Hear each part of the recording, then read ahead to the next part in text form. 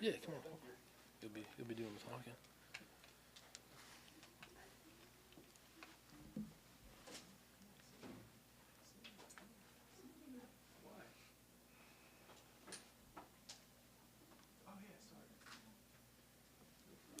Everybody good? Good. Okay, good afternoon. I am Peter Malecki. I'm a major with the Atlanta Police Department. First and foremost, on behalf of the Atlanta Police Department, our thoughts, prayers, and condolences go out to the family of Mr. Chris Eberhardt. I am happy to announce today that we will be providing an update on this case, and thankfully we were able to have a quick resolution on the senseless act of violence in our city, and we were able to charge one individual with the death of Mr. Eberhardt. Behind me to my left is Detective Kevin Leompacker. He was the lead homicide detective assigned to this case. And to my right is Lieutenant Jermaine Dearlove. He is the homicide commander. First of all, anytime we have such a senseless act in our city, it is of the highest priority to this police department that we work as diligently, as quick, and as hard as we possibly can to track down each and every lead in order to bring justice to our grieving families. I'm going to turn this over right now to Detective Leompacker. He will provide a timeline that will make this case make sense, and then he will be able to provide some of the investigative steps that we took that ultimately led us, in assistance with our federal, state, and local partners, not only in Georgia, but in the state of Alabama, to make a quick arrest in this case. So, Detective Leompacker. Hello, my name is Kevin Leompacker. That's Kevinleonpacher. Again, I'm a detective within the homicide unit under our homicide unit commander, Lieutenant Dearlove, and Major Crimes Commander, Major Malecki. On Thursday, October 13th, at about 4:20 a.m., an Atlanta police officer conducted a traffic stop on a vehicle that we believe was a stolen vehicle. It had no license plate on the back of it, and this was in the area of Interstate 75 and Moores Mill Road. The driver of that vehicle fled the traffic stop, and the officer had reported that there were two occupants inside. The officer continued in the path of flight of that vehicle, at some point losing sight of it, but then finding it on Northside Parkway overturned. But there was only one occupant inside the vehicle at that time. That occupant had sustained some injury and was transported to Grady Hospital, and that was Mr. Braylon Esprit. There were no other occupants inside the vehicle. We believe the second occupant was Mr. Travis Landry, and that somehow he evaded apprehension and detection as being inside of that vehicle prior to it overturning, or escaped the overturned vehicle prior to the arrival of police. And we believe that he was walking around Buckhead, somewhere in that same area, with a firearm, trying to obtain new form of transportation. And we believe that at some point he came across Mr. Eberhardt backed into a driveway on Peachtree Battle Avenue, and he approached him, confronted him, and that confrontation led to the motor vehicle hijacking of Mr. Eberhardt's GMC Sierra pickup and his shooting death there at the scene. At some point, Mr. Landry linked back up with Mr. Esprit.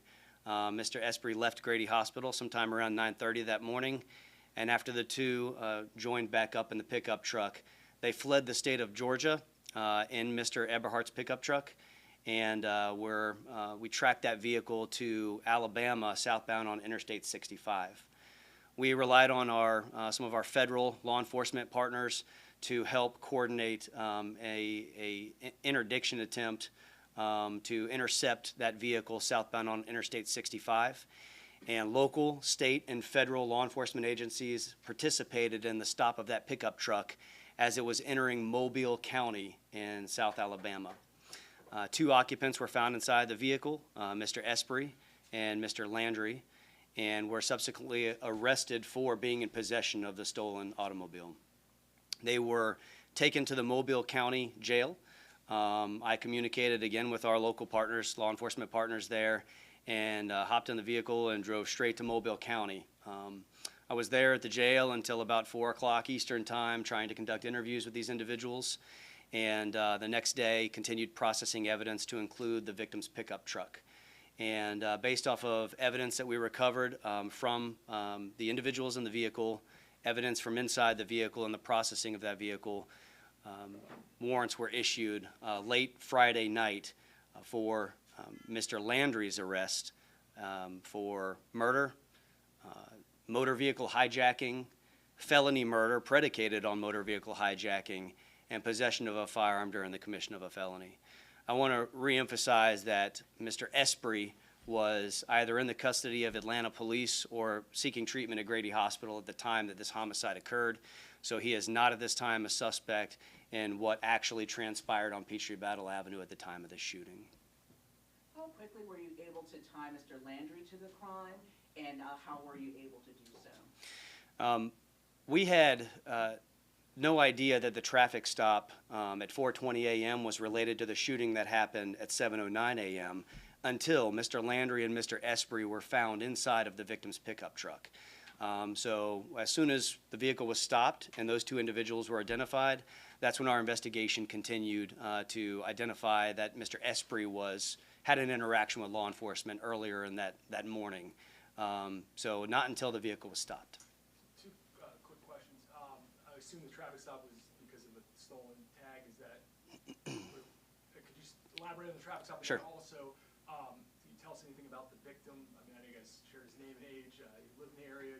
Give us a little information about him. Sure. As far as the traffic stop, when the officer initiated the traffic stop on Interstate 75, he knew that there was significant rear end damage and no license plate on the back of the vehicle. So that was the probable cause for the stop. The status of that vehicle is still under investigation, but there is some indication that the vehicle was stolen from another location prior to our interaction with it on Interstate 75 and the overturned crash. Mr. Eberhardt was a hardworking citizen of Metro Atlanta. He was a framer working in the area with a contractor on some construction on Peachtree Battle Avenue.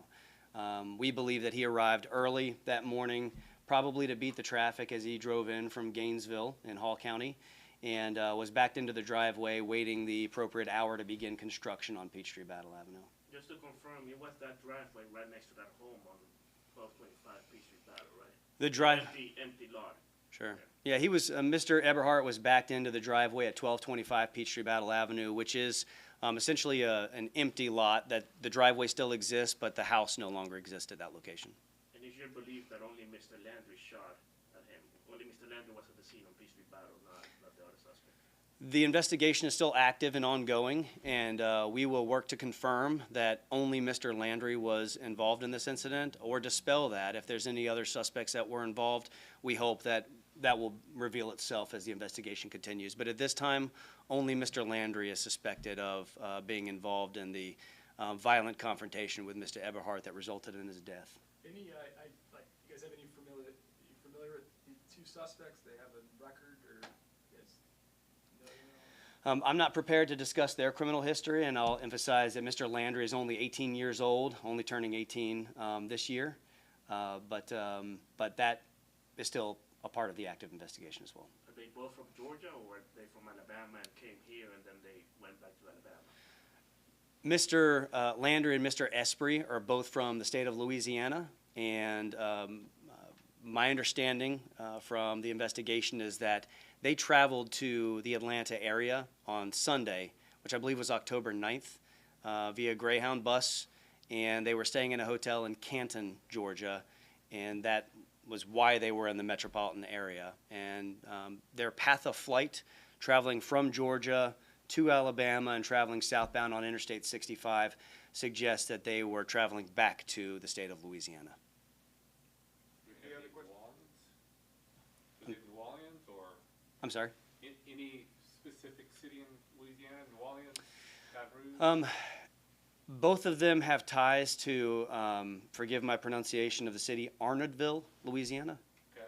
Okay. Arnaudville. Must be really small. Right.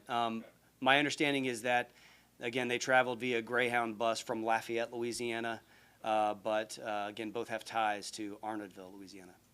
Are you able to show us the other photo? You had another photo of the other suspect? Yeah, we'll get it back up. We'll get it to you guys. And what was the motive here?